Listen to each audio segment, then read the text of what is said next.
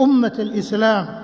الوقاية والتحصين طريق لتجنب الضرر أو الاعتلال والأمراض، فعليكم عباد الله بتحصين أنفسكم وأولادكم وبيوتكم بالأوراد الشرعية والأذكار الصباحية والمسائية وأذكار الدخول والخروج والطعام والشراب والنوم والاستيقاظ وغيرها من الأذكار الثابتة عن سيد الخلق صلى الله عليه وسلم، فهي الحصن الواقي بإذن الله مع التوكل الجازم على المولى البصير السميع وتفويض الأمر لتدبيره المحكم البديع.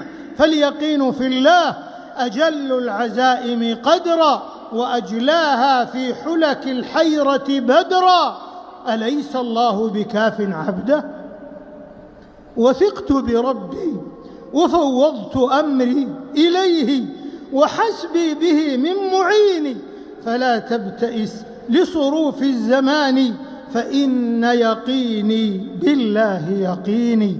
روى البخاري في صحيحه من حديث ابن عباس رضي الله عنهما أن النبي صلى الله عليه وسلم كان يعوذ الحسن والحسين رضي الله عنهما ويقول: إن أباكما كان يعوذ بها إسماعيل وإسحاق.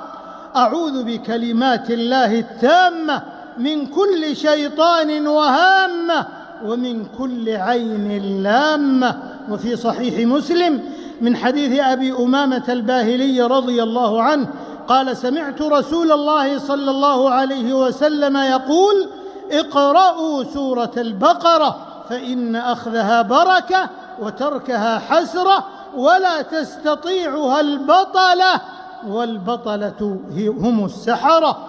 وروى الإمام أحمد في مسنده عن أبي هريرة رضي الله عنه عن النبي صلى الله عليه وسلم قال: لا تجعلوا بيوتكم مقابر، فإن الشيطان يفر من البيت الذي يقرأ فيه سورة البقرة، ولا سيما آية الكرسي وخواتيم البقرة وسورة الإخلاص والمعوذتين، كما كان هدي نبيكم صلى الله عليه وسلم، فإنها تكفي من كل شيء.